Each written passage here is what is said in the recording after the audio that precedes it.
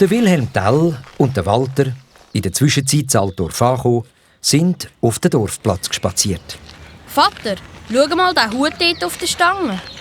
Der Hut geht uns nichts an. Lauf zu. Ihr zwei, im Namen des Kaisers, haltet an und steht!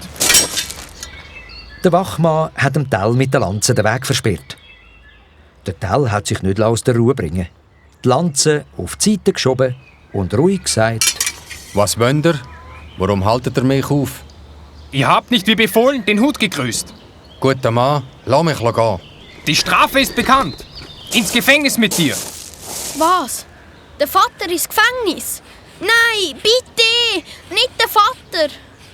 Durch den Lärm sind die Leute neugierig aus den umliegenden Häusern gekommen.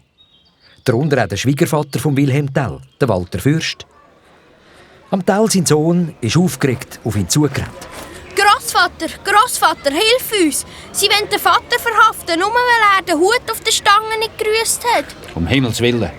Für das wollt ihr ihn verhaften? Guter Mann, lasst doch den Unschuldig seines Wegs ziehen. Ich tue nur meine Pflicht. Ins Gefängnis mit ihm. Nicht mit einem Landsmann von uns. Das lassen wir nicht zu. Schluss jetzt! Schlönt sie zu Boden! Ach, kommt der Vogt! Gott sei uns gnädig!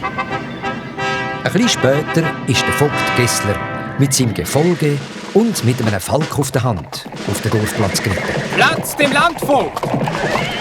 Der Gessler hat sein Ross zum Stehen gebracht und der Wachmann gefragt: Hey, Wachmann, was machst du da? Wieso läuft das Volk zusammen? Und was hat dieser Mann getan, dass du ihn festhältst? Gestrenger Herr, er hat euren Befehl missachtet und sich nicht vor dem Hut verbeugt. Als ich ihn abführen wollte, versuchte das Volk, mich mit Gewalt daran zu hindern. Lass ihn los, Wachmann. Hey, wer bist du, dass du mich so verachtest und nicht gehorchst? Ich bin der Tell, Herr. Es ist nicht Verachtung oder Ungehorsam. Ich war nur gedankenlos. Es wird nicht mehr vorkommen. So, du bist also dieser Tell. Man hört ja viel über dich, nicht? Zum Beispiel, dass du ein Meister auf der Armbrust seist. Das ist wahr, Herr. Ein Äpfel schießt der Vater vom Baum auf 100 Schritte. So. Ist das dein Knabe, Tell? Ja, Herr. Hast du denn noch mehr Kinder? Ja, Herr. Ich habe 2 Buben.